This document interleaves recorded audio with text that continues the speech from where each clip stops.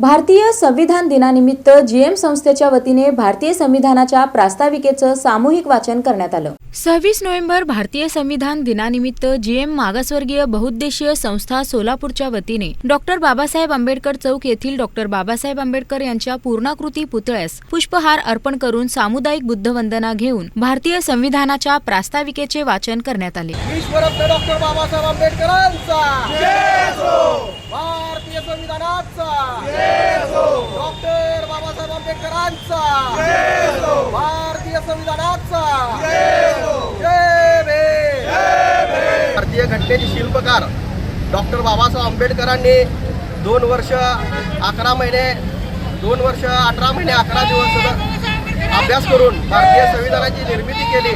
26 November 1949 रोजी भारतीय संविधान पूर्ण झालं व 26 जानेवारी 1950 रोजी ते लागू करण्यात आलं।